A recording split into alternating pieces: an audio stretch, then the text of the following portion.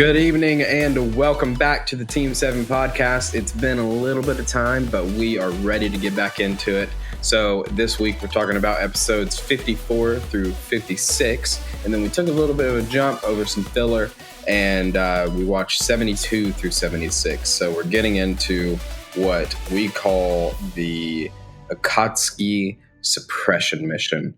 And Crunchyroll's got it as the Hidan and Kakuzu arc for 72 through 76. So we'll stick with the Akatsuki Suppression mission. It sounds cooler. But anyways, here with me, I've got my two dear friends, Asher and Zach. As always, Boo. Boo those two men. The two new Akatsuki are lame. I hate them. So, yeah, let's get right into it then. What did you guys think? 54 through 56, and that little gap, like if you skip it, there's basically it's like you've not missed anything. There's a few references where they're like, Naruto saved the village, but it's like, I've watched that arc, it's really not worth it. So anyways, what'd y'all think? Yeah, I mean, I definitely enjoyed the separation of like training versus kind of getting a taste like the mission of what's itself. Next. Yeah, that's a cool dichotomy. I've not even thought about that. Yeah. But we got a taste of some of it, but I don't know. I felt like I was wanting more, but at the same time, like it was 8 episodes, and that's pretty standard for what we do on this podcast. So I get it, but I felt like I was missing something, in these episodes. But at the same time, it was pretty dense. Like we got a lot of like technical details, talking about natures and talking about forms and talking about just all these little nuanced things and getting a lot of history. So overall, I'm like not disappointed with them, but I'm also like, yo, let's keep going. And it might be because we took a little bit of a break. I'm just like ready to get more of this story. But yeah, that was kind of my overarching thoughts on this group. What about you, Asher? I liked the details and I liked the history and stuff. The Asuma Saratobi, I don't think I knew that one before, but it also feels like something they mentioned and I just, forgot, fell out of my head. But I think my favorite part of this was seeing the shadow clones actually being useful for once. That was cool for the training. Mm-hmm. And then Naruto hanging out with Asuma for a little bit and figuring out the wind style and just learning about the 4 different styles was cool. Yeah, it gives a lot of context to like how things work. Kind of like what you said, Zach, where it's just like it is dense, it's information, which isn't always super entertaining, but it gives us, I think it's entertaining at least, but it gives us a ton of context on like how these different jutsus are even possible, like how Yamato has wood style and how that can work, and why everyone is naturally born with something different. So I appreciated that. 54 through 56, if I remember correctly, my last watch through, I think I skipped them. I don't even know why. I think I did though, because it kind of felt. I mean, I've watched it before, but it just kind of felt like, oh, like I don't really remember this specifically, and it really because those 3 episodes are just like Naruto training, and then the filler arc kind of getting set up in there a little bit. So it's like mainly just Naruto training. But yeah, I agree with Asher. Like the shadow clones finally being useful and not so much of just like popping 1,000 shadow clones followed by like all of them getting just decimated by Kimimaro. So that was really cool. I think that it's a nice aspect that's even being shown even into Boruto, with Naruto. I mean, it's not a secret. Naruto's still alive in Boruto. So it's just nice that that's something that will implement itself like through the entire show, if that makes sense. That's definitely intriguing to me because like when I when I was first introduced to this concept, I was like, oh yeah, like it's kind of a cheap shot of like, some people just do this like giant montage of like training and training and training, and you just kind of think there's like this big, gap in time that's passed by. And that is happening here. And there's, what does Kakashi say? Equal parts, or like cumulative training is also cumulative fatigue.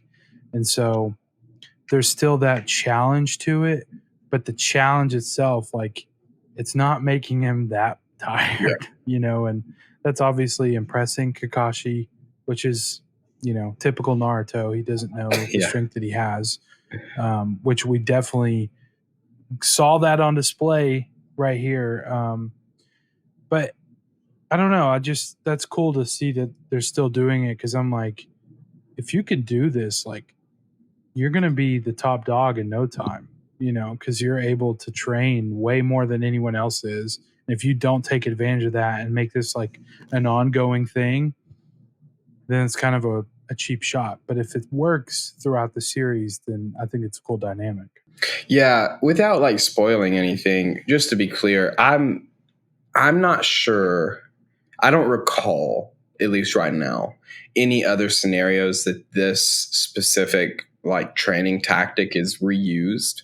But the knowledge of his shadow clones, like gaining knowledge from his shadow clones experience, is something that is recurring. So I could be wrong. I'm sure that our lore master will let us know in the comments, but I'm not sure if it's reused. I mean, it's a concept that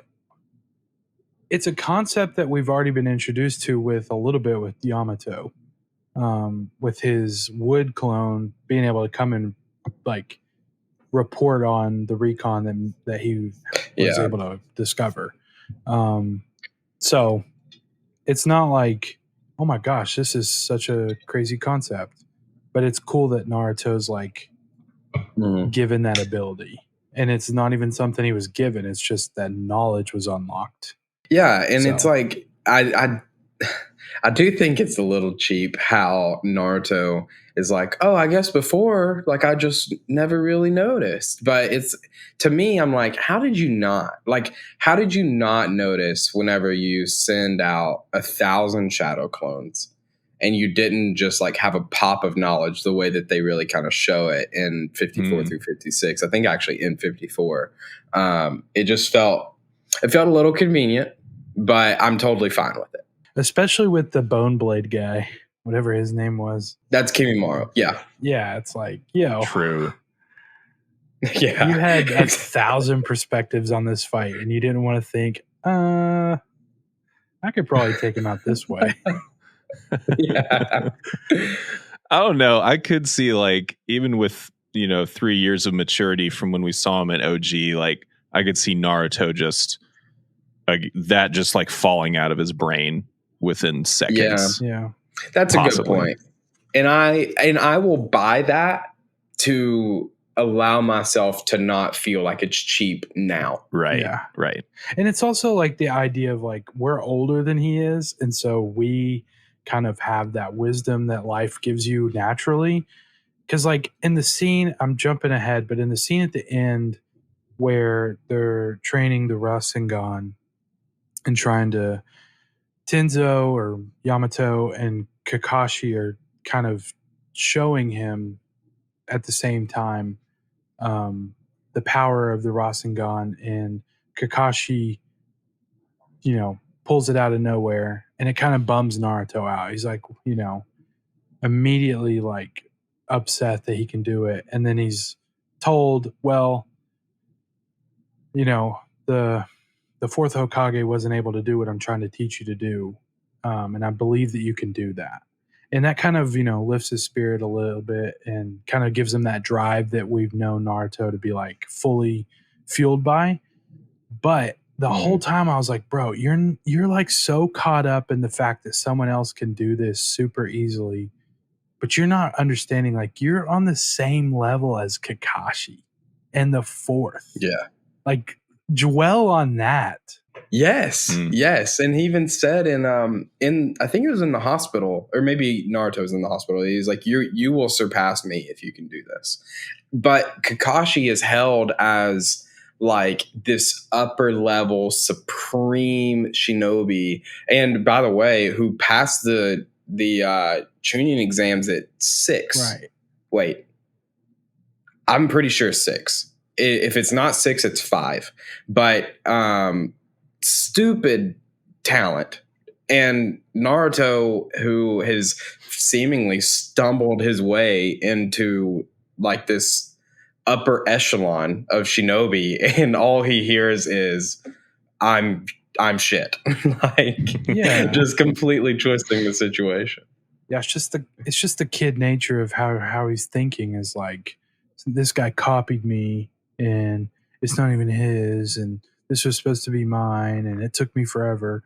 But I'm like, yo, you're able to do one of the most like coveted things in the jutsu world, and you're gonna be bummed out that Kakashi, who like, if you can do the same thing that Kakashi can do, then like that should be a badge of honor, not like something to hold your head over, you know?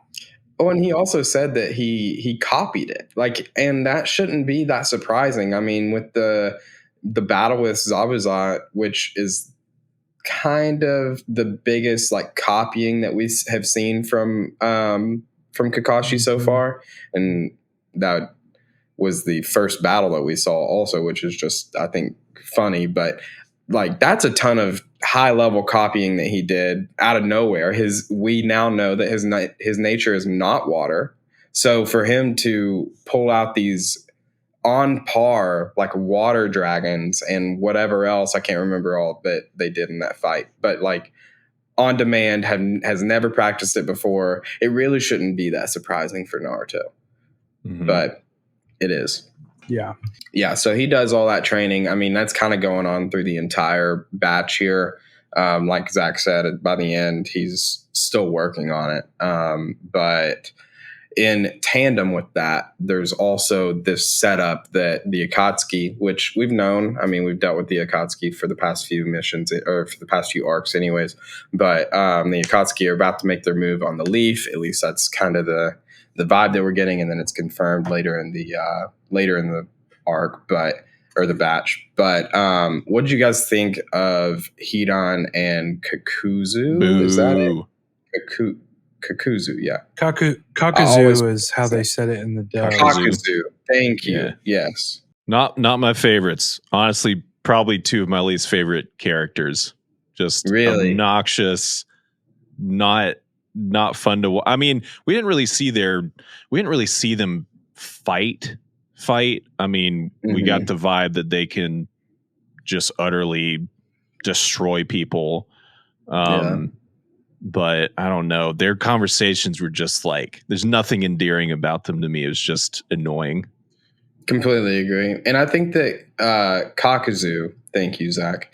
Kakuzu to me he speaks, especially in the dub, he speaks the way that cringy weebs speak when they like think they're sounding tough. That's how Kakuzu like speaks all the time. Where like specifically I'm talking about in, I believe, 76, he's walking out of the collections office and he's like, when I get angry, he said like something like, when I get angry, my killing instinct goes off and I can't control myself.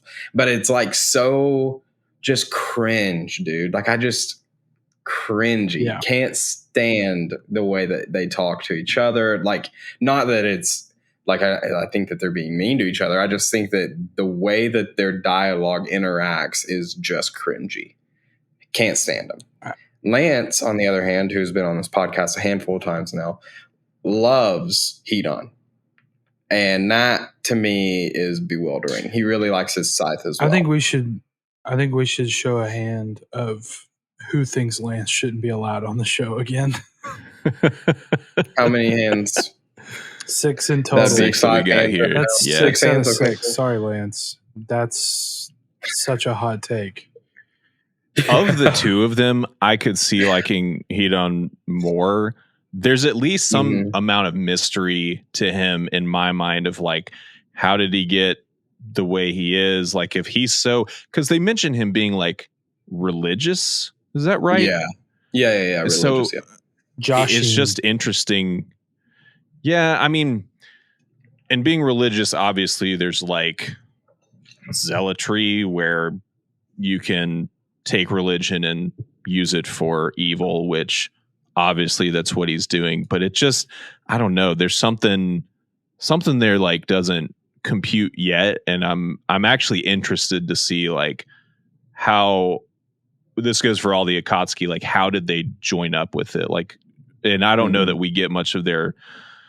I don't want an origin story, but I guess the origin story of the Akatsuki, I think, would be interesting based on seeing these two horribly annoying characters.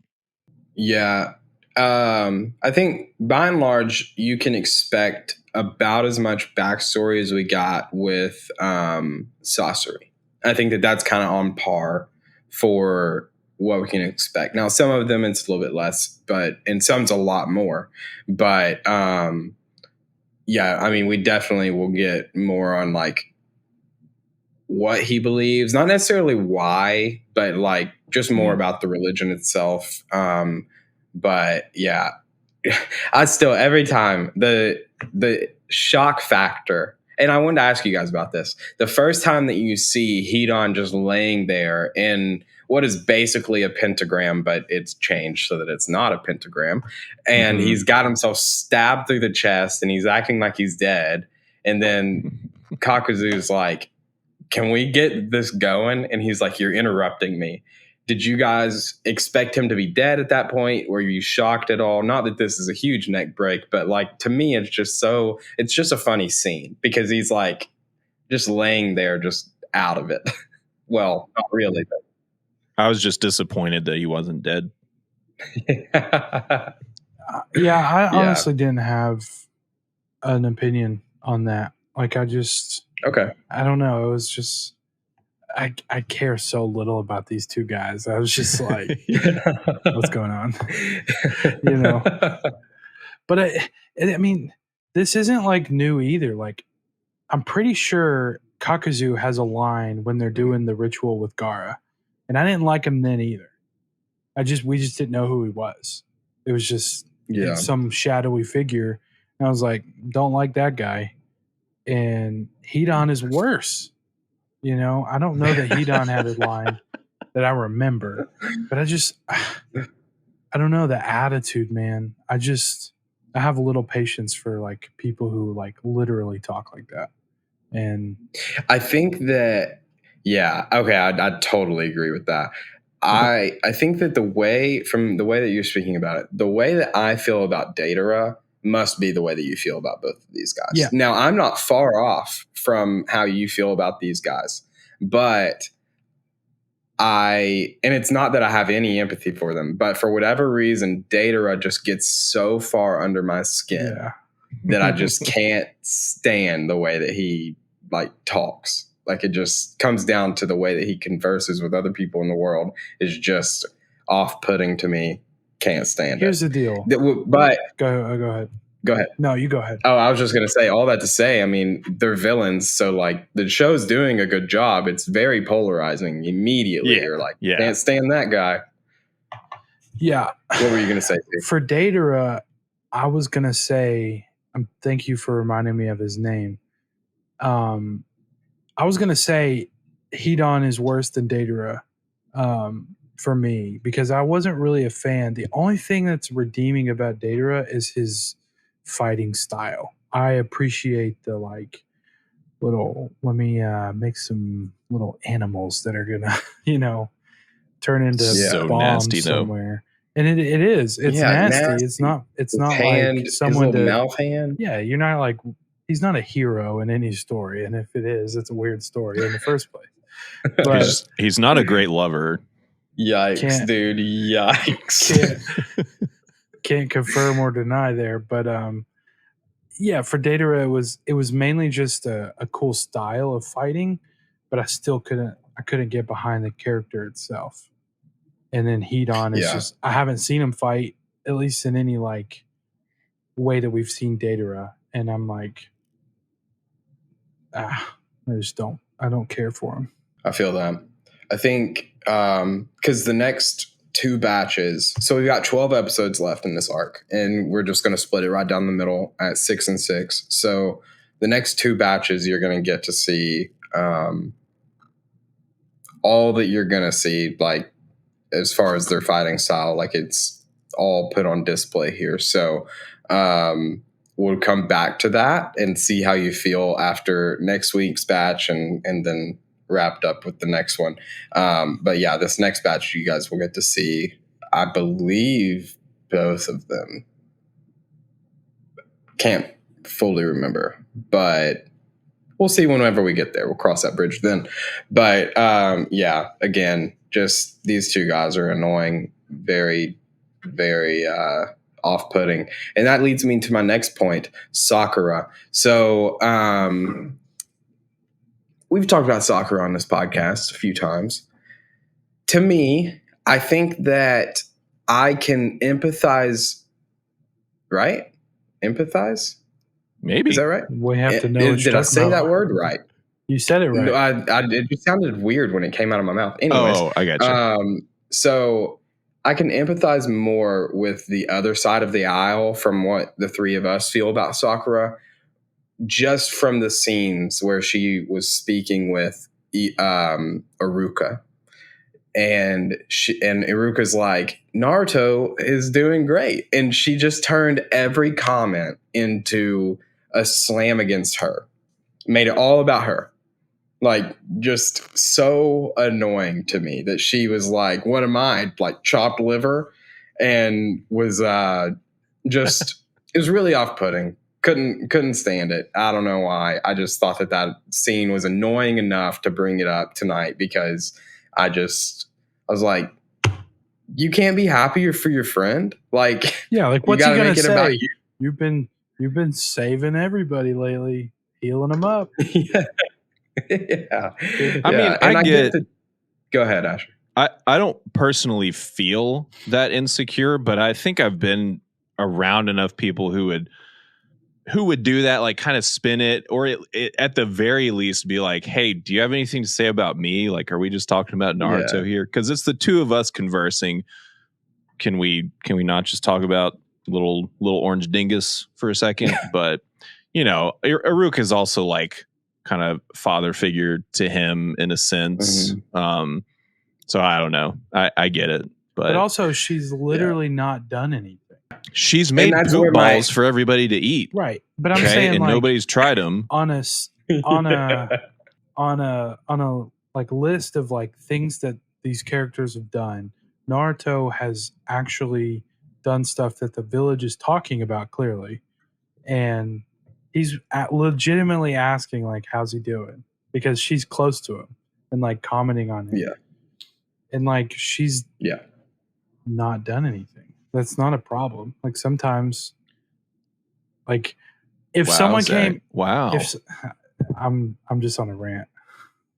Wow. No, you're actually making a solid argument. But all the angry people in our past posts about Sakura would argue that you're supporting their claim. Yeah, but okay. And here's the deal, and I get that you're creating an argument for that. I get it, and I am too. But what I'm saying, where I draw the line is, I'm never going to call her useless for that. Right. Yeah. And like, we don't have to go back down this road fully, but I completely agree. Not useless, but ridiculous to be like, I helped too. Here's some more poop balls. Like, I don't know what you expected out of that.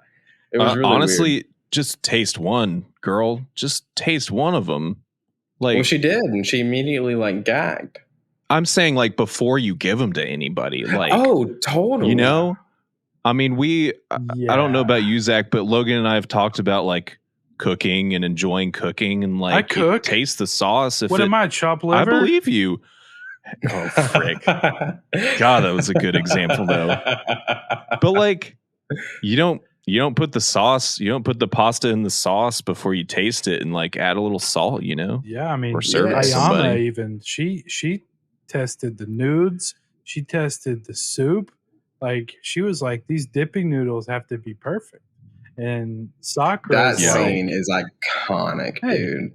try these That out. was my favorite part of this. Yeah, we had. She needs this to arc, chill, for first sure. of all. Ayama needs to chill. No. But it was such a Keep it poke up, girl. at, like, No, stop it. the. It's a Keep poke it at the like, fiery. culture of like being over the top. Yeah. And Naruto, who is the opposite of that, just being who even played her to be like, okay, give it to me. Oh, by the way, can you give me these toppings? And then just combined it all. Hysterical. I thought that was awesome. Yeah. I think that whole scene, and I think the dub crushes that scene.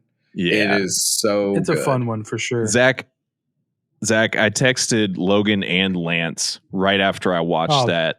Clearly, I am chopped liver to you. You are chopped What liver the because heck, man? Here's the thing: you don't watch the episodes fast enough, and by fast enough, I mean all 8 of them within 18 hours of us recording this for the next batch.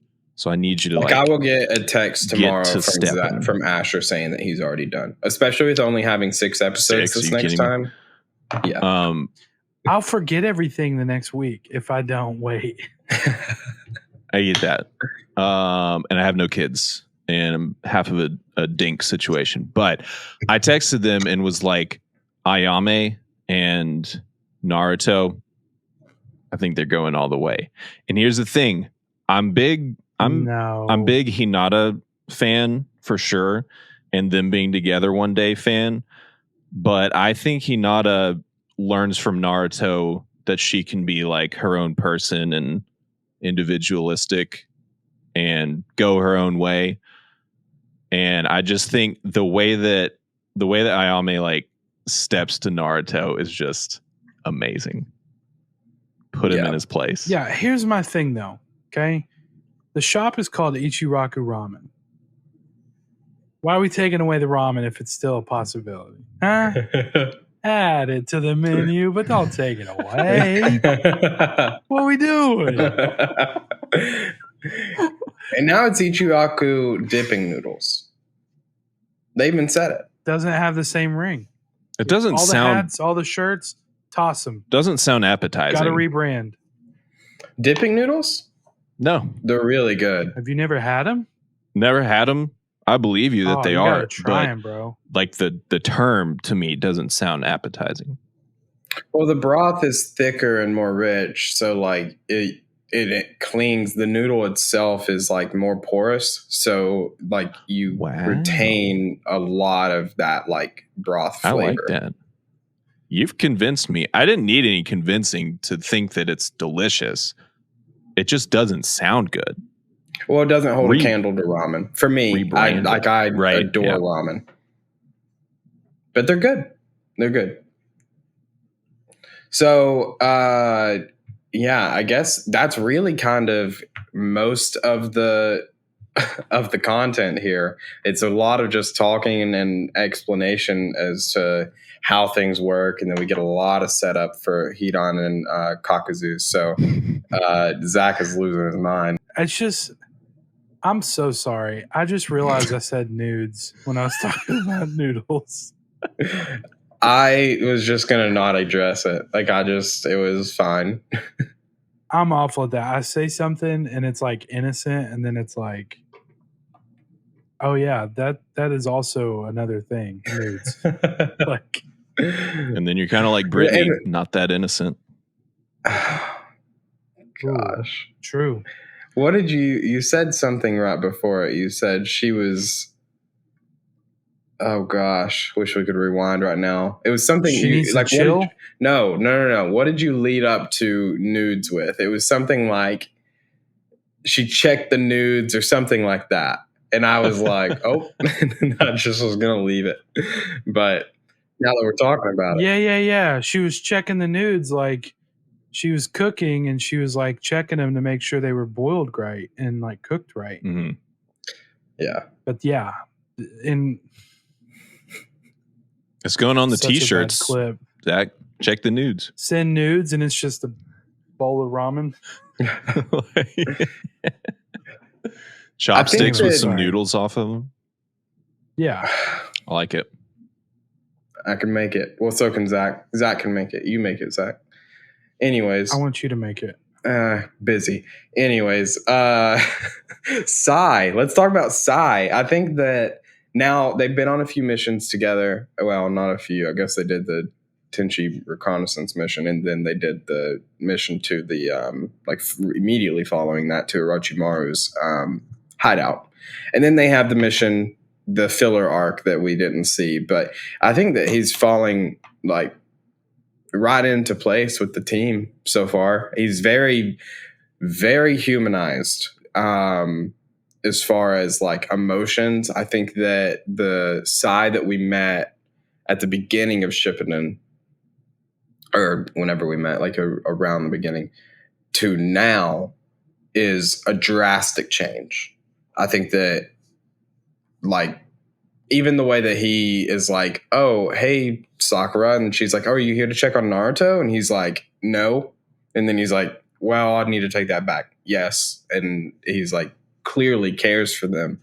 I just like it. I wanted to see what you guys thought, though, because I've got more context just from having seen it. So if you guys feel like he is kind of in place and accept him as a part of the team. Because Sasuke's not coming back anytime soon. Or ever. Big claims. Well, I mean, it's pretty clear he just about killed them at the end of the last arc. I'll say this. Anything that I watch, TV, movie, Instagram reel, I laugh a lot on the inside of my body.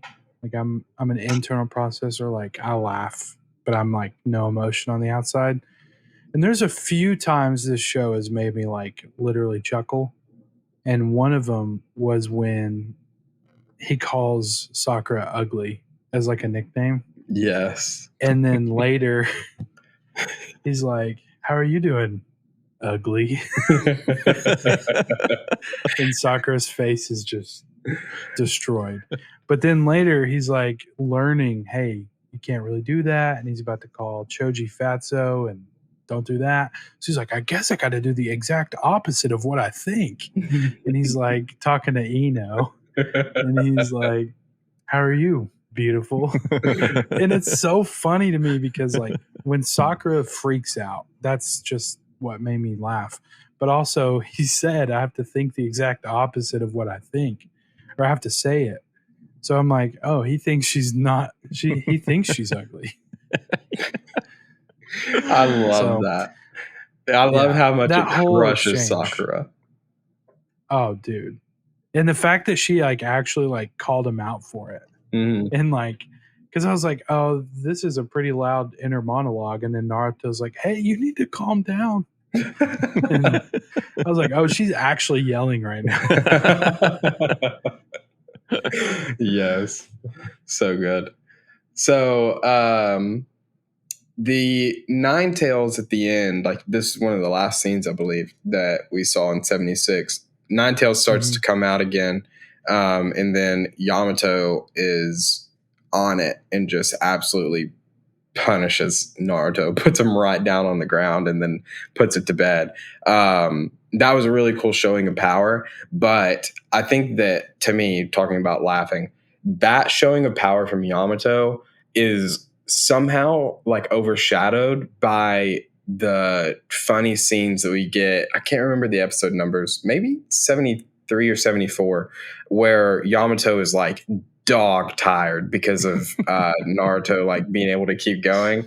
But whenever they show Yamato in that light, and they've shown it a few times, like whenever they were gearing up for the Tenchi reconnaissance mission, where like he just is really creepy and Naruto's like, golly, you're really creepy. I love that like animation style and how like, I don't know why, but it just gets me every time. I think that it's so funny. It's like the shadow over half of his face. Yes, Right. yes. Very shadowy, and even the sound that they put with it, and like his breathing's like he's like I'm fine, super heavy. I can go. Yes. And I think that's another one where I think that the dub has crushed it. Like I don't know why. I might be biased at this point. I really don't. I'm not sure. I go back and forth, but I just think that some of those funny, because I think a lot of times in anime, the dub can like lose the like comedic value of some things. And like, okay, it's something you guys need to watch. I think I may have already told you this, but The Way of the House Husband, it's on Netflix. It is so funny, but it's basically about this Yakuza member who has decided to not be part of the Yakuza anymore, but and just be a house husband for his wife. And dude, it is hilarious. But to me, only in the sub. The dub, it is trash. Like all of Really? the jokes are, it's like lost. Like I don't know why, but they're just not as good. But in Naruto, I think that it still kind of like keeps that same value somehow. I don't know why, but I still laugh the same amount if I'm watching it in sub or dub, and that's not super common. Mm-hmm. That's very interesting. Mm. I've seen a few like subs that it almost is lost in translation for me because I'm having to read, and I'm not like a super reader. I don't read a ton. I usually listen to audiobooks. And so I think I don't know, it's like I don't process things that way. And so when I'm watching a show, I'm usually like multitasking, or I think if we talked about this in the whole sub dub conversation, but I'll give that a shot because I'm curious if I'll be able to get the same humor that you did. It's not being a visual word processor. Yeah. So to my knowledge, this show started out as like in a manga magazine where, what is the name of, well, it doesn't matter. Dilbert. Yeah, thank you. That's it. Where like you're thrown into the world, you get a short little story, and then that's it. And then the next week you get something else, and they're completely unrelated, but you'll see reoccurring like characters and stuff like that. But you don't need to watch, like you could watch episode 6 before you watch episode 1. And the only real difference is that like you will have been exposed to characters before if you started with 1 as opposed to 6. Is it like an anthology thing? I don't know what that word means. Oh, I think that's more to do with seasons, where it's like one season has these characters, and then the second season might be similar in some ways, but it's like different characters and a different story. So like one episode of The Way of the House Husband will have like 6 episodes inside of it. And you'll basically just start, it'll be like one little scenario, and then it'll have a little like cutscene almost where it'll say Way of the House Husband, but in Japanese it's like, I can't remember how to say it, something Fushadu. But and then you'll get right back into it with a completely new like setup and everything, but it's really quick. Like each episode's like maybe like 18 like minutes each full episode, and then the episodes within it are 5, maybe a little less. Interesting. Yeah, try it out. It's really funny though. But I mean, it's essentially just episodical situational comedy. Like, yep, that's it. Like, you know, you got one that comes to my mind is like Everybody Loves Raymond, and there's themes throughout it that make sense and like carry over, but it's not a story. Yeah, it's not a story. Yeah. Or The Office. Like there's obviously Jim and Pam. That whole story keeps going, but it doesn't start where it left off in the next episode. Yeah. Not always. Yeah. So give it a shot. I really like it. It's only on Netflix. And the first season has 10 episodes. Second season has 5 episodes.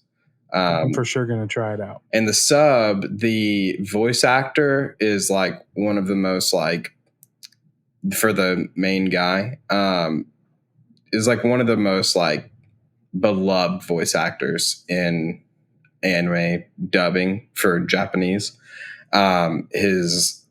He's typically a villain or like a very like dark character, and his character has that past in Way the House Husband.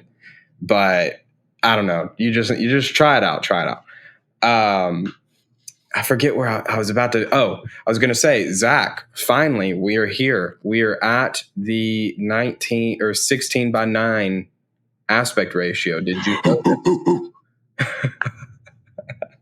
Dude, I meant what I just did in the most sincere way.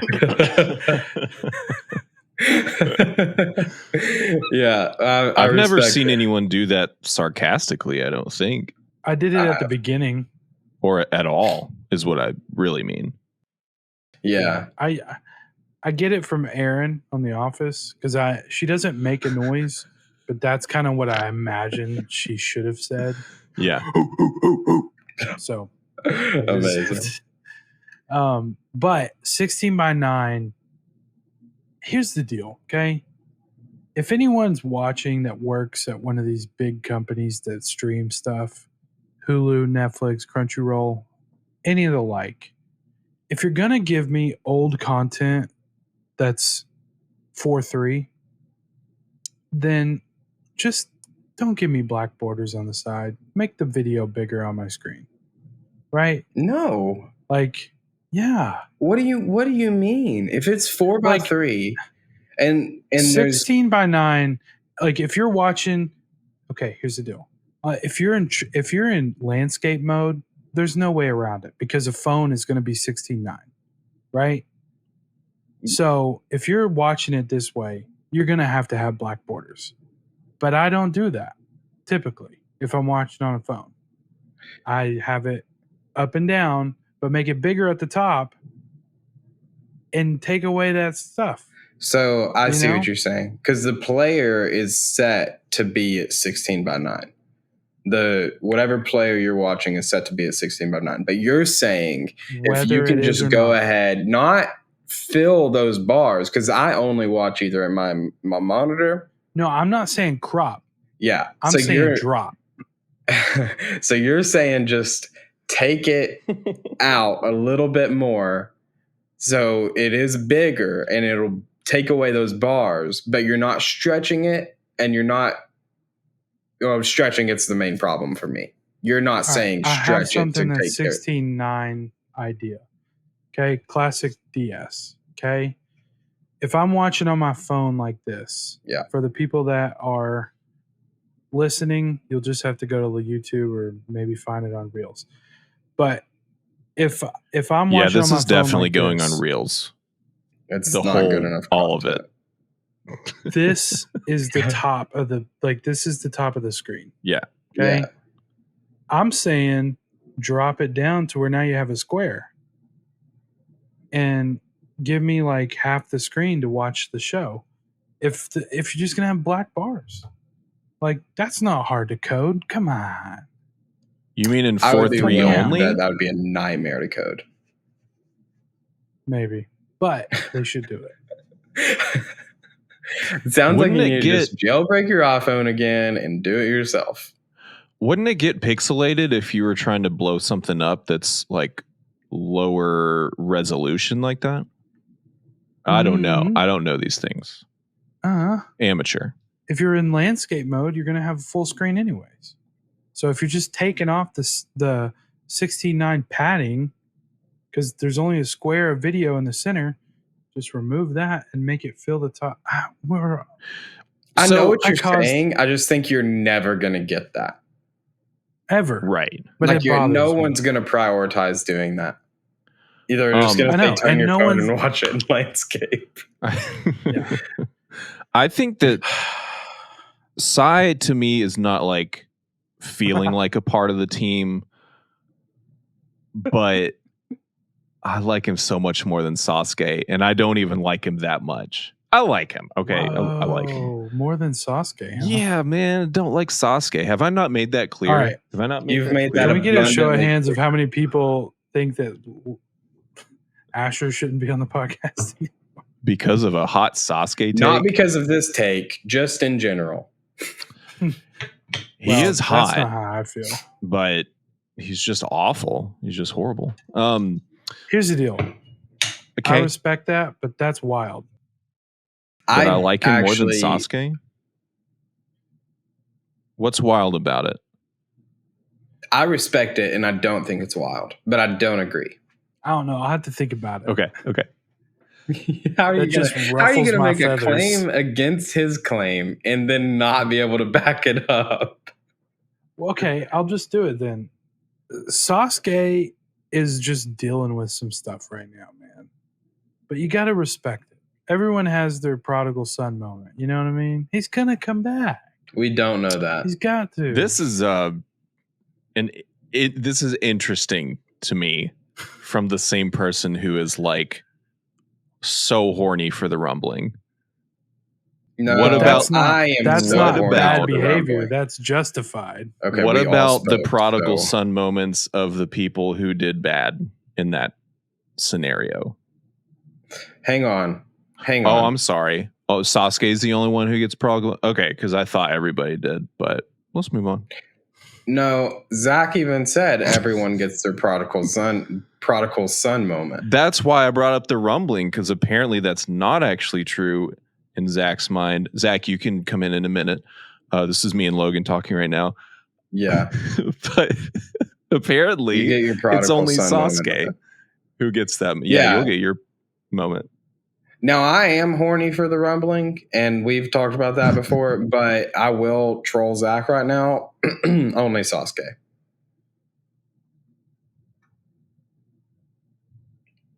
All right. I was hoping you could just stay silent for a little bit longer there. Try it again. All right. Okay. Well, anyways, Zach ruined it. So go ahead, Zach. Hang on. I got to make my stance. Sasuke, to me, is a lovable villain, right? Like if I watch Hercules by Disney, I don't hate Hades, but he's a bad guy. You know what I mean? We are not comparing the two right now. I'm here for it. I'm not. Take any villain that has like a fun side to them. Syndrome from Incredibles. We want to go with fun side for Sasuke.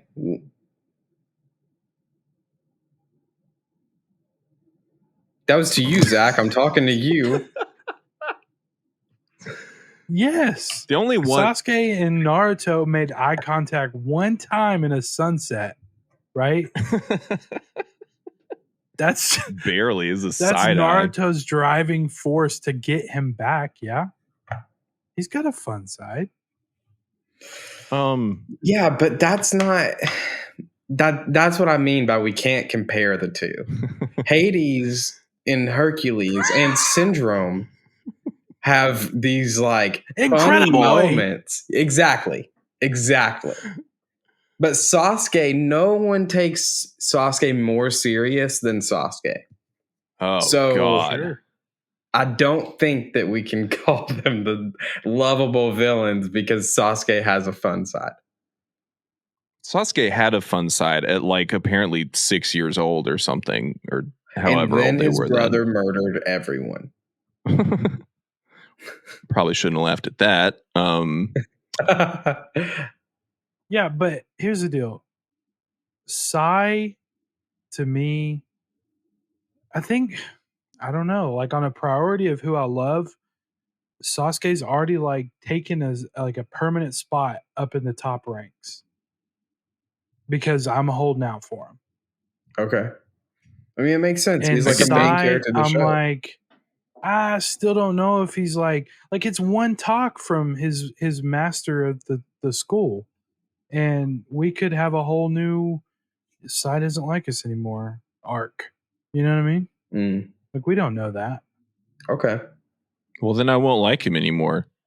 Am I not allowed to change? But for now, you do. Yeah, I'm sorry, Zach. If it's just for now, I'm sorry. Then you're fine with it. If it's a fluid list, then by all means, Sasuke can be at the bottom. I'm a pretty Asher, you fluid need person. to apologize to Zach.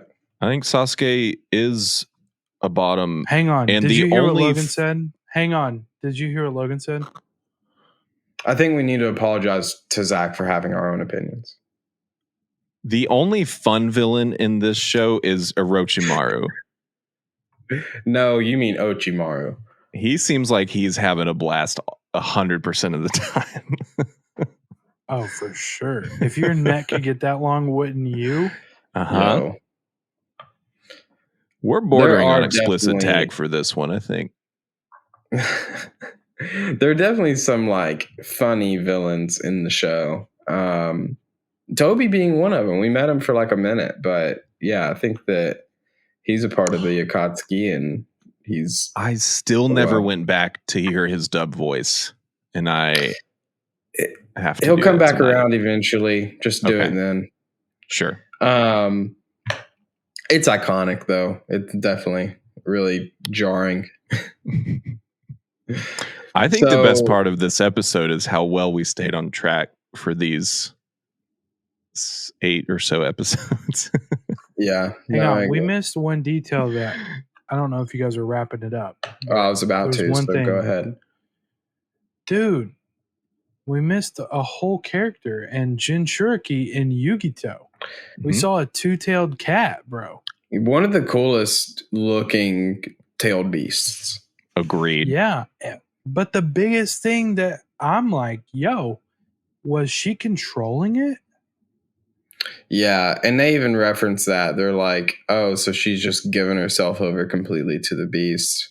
Wait a minute. Is she buddies with the beast?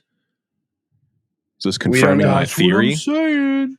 But here's the deal. We don't know. Foxes and cats are different animals. Cats can be pretty friendly. But we don't know how. We do know that she was cornered, and we don't know the scenario in which she was like embodying the tailed beast, you know? Like Naruto can go into that state if he continues to like let the tailed beast like overtake him. And then if he does, then there's no coming back. Like that's what we've been told. And I imagine if it's 7 tails shy of the fox, it's probably not as powerful. But we've not been told that yes or no. Yeah. It's just a theory. That's interesting too. But we were never. Go ahead. The one tail was incredibly powerful, right? Yeah, all of them are incredibly powerful. Absolutely. But are there layers? Layers, Jerry, layers. We don't know, but my theory is it's got something to do with it. Yeah. Okay. But I don't know. Other than just a numbering system. It could just be a round off, or sound off. It's a roll call. Jinchuriki. Yeah, it's a roll call. So the 2 tails, we just don't have a lot of information there. So make your theories. But there's nothing to confirm either of the theories that we presented or that you guys have presented so far. And I'm not saying they're right or wrong. Like, I'm just saying there's nothing to confirm them. Well, I'm excited to see more Yugito because she seemed like a pretty cool character. I think so too. Yeah. Now, I will make sure to go through and look because there's a few arcs, and it may have been this past one. I don't think so because that was the Grave Robbers. That some of the filler arcs here are like the biggest exposure that we'll get to to certain tailed beasts, Jinchuriki. If that's something you guys are interested in, we can watch those as well and cover them. But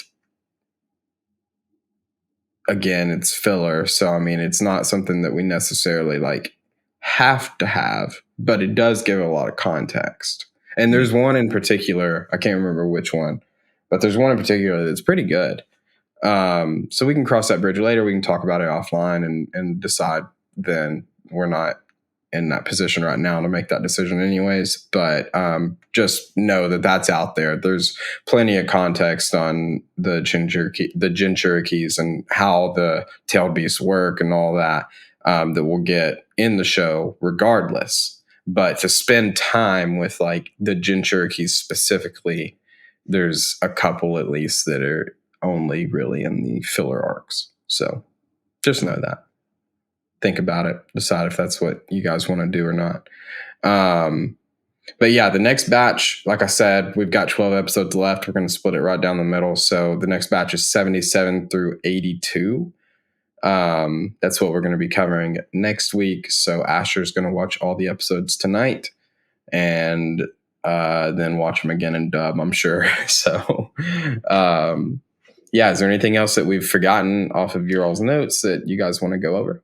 The only other thing was we keep getting these shots of Kurenai like watering her plants and things, and I'm assuming that was just to highlight that she and Asuma are like in love, because it was a lot of like when he was doing something and then it was like, here's what she's doing. Also, what is she doing? She's just chilling, like not going on missions, I guess. Yeah, her team is Shino, Kiba, and Hinata. And they seem to not be doing a single thing. So we do know that they've made Chunin, right? I feel like they told us that at the beginning of Shippuden. Everyone has made Chunin except for Naruto. Yeah. So we assume that they're kind of like, you know, doing tuning things on their own. But yeah, I mean, we're just kind of led to believe that she's just chilling. So Kurenai is a cool character. I really like her. Thinking about her gentleman collar and vice versa. Ooh. You know, we've not seen a lot of Anko. Unfortunately. Thanks for reminding me. Yeah. Might need to revisit the tuning exams in OG. Yeah. Cool. All right. Well, 77 through 82 will be our next batch. I guess we'll talk to you guys then. Thanks for tuning in and watching Team 7 podcast, listening to Team 7 podcast. Because we record the videos, I'm just assuming that everybody is like watching the video, but I'm sure we have plenty on both. So, Lore Master, we'll talk to you in the comments. Thanks. Thanks for tuning in.